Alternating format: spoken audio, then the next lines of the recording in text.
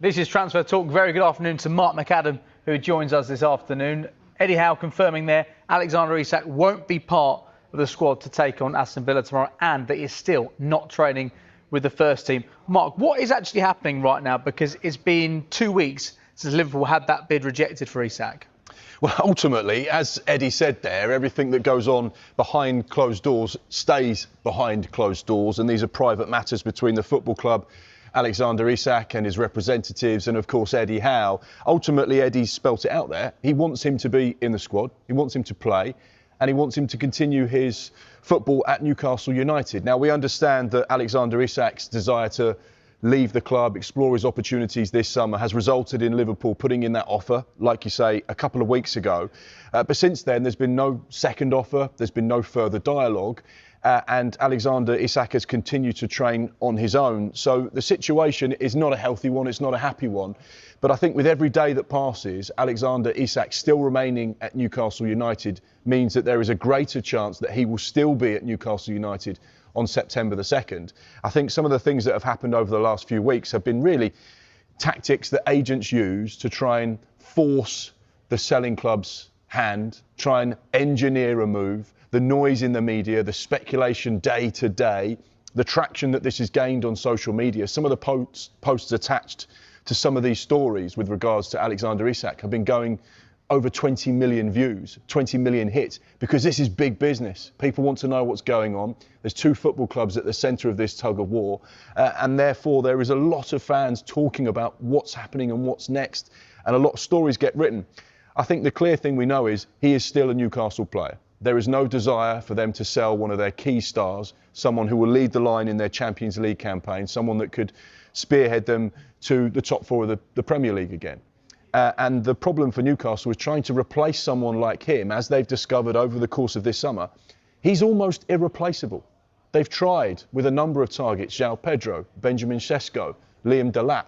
They couldn't get any of these deals over the line for various reasons. Ekitike as well. Ekitike, another one. So therefore, how do you replace someone like Alexander Isak, who would only ever leave Newcastle if they had someone they considered to be top class?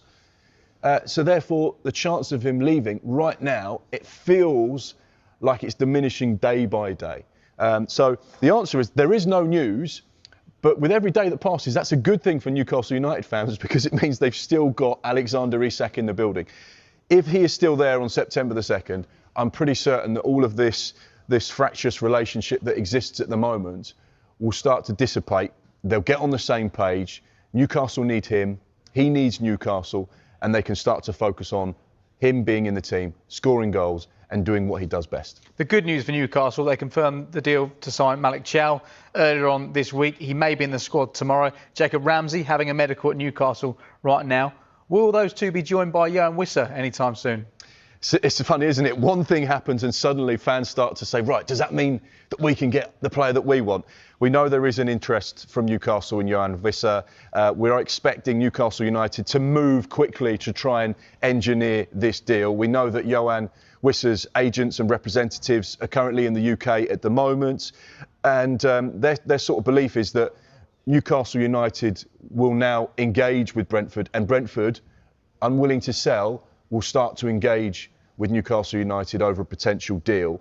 They obviously want to try and reinforce their attack as well, which they're now getting closer to doing with the signing of Dango Ouattara. We understand that one is agreed in principle, so therefore they are adding Premier League proven attacker to their ranks. So therefore, does that now just grease the wheels to enable Brentford to say, OK, whilst we don't want to sell Yoane Wissa, we know that there is interest. He's got 1 year plus a club option on his contract. He wants to play Champions League football. He wants to earn more money. He wants to go and play for Newcastle United.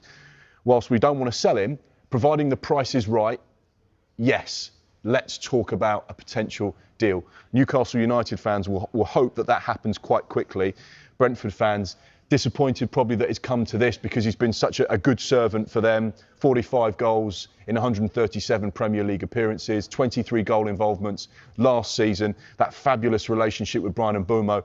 He's gone to Man United. It looks like Wissa's going to be heading out. But at the minute, Newcastle fans just have to remain a little bit more patient.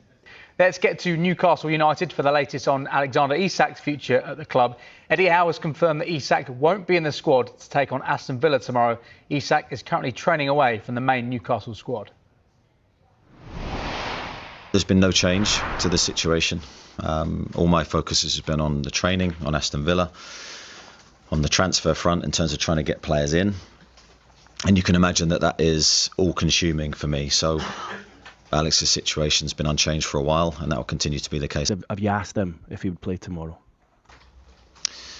I think those conversations, I mean, of course, I said many times during this summer I'd want him to play, want him to train. And of course, I've had those conversations with him. But I think the details of those conversations need to remain private. As for incomings at Newcastle, Jacob Ramsey is having a medical ahead of his transfer from Aston Villa. A £43 million deal has been agreed for the midfielder, who will sign a 5-year contract. It's been a slow burner this summer for us. Initially, a lot of frustration because we were trying to be active very early, as I said, at the end of last season. The reality of that didn't happen, and that can sometimes be through no one's fault other than circumstance. Then you're trying to turn things in a positive way, not necessarily for you guys, your perception, but for the players internally, for the squad, for what we need. And I think gradually, piece by piece, we've been becoming stronger. Time now for our transfer update. Roma have made a permanent bid for Manchester United forward Jadon Sancho, worth around £20 million. United forward Rasmus Højlund is open to a move to AC Milan, according to our colleagues at Sky in Italy. 18-year-old centre-back Giovanni Leone will have a medical at Liverpool after a £26 million deal was agreed with Parma. Jacob Ramsey has landed in the northeast to finalise his potential £43 million move to Newcastle United from Aston Villa.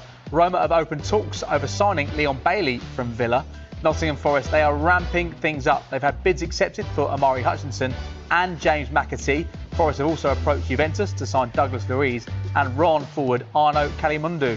And Newcastle are expected to move quickly on a deal for Yohan Wissa after Brentford complete the signing of Dango Ouattara. Ouattara's arrival does not guarantee that Wissa will now be sold. The clubs still need to agree a fee for Wissa, whose camp are ready to finalise personal terms with Newcastle once there is a club-to-club agreement.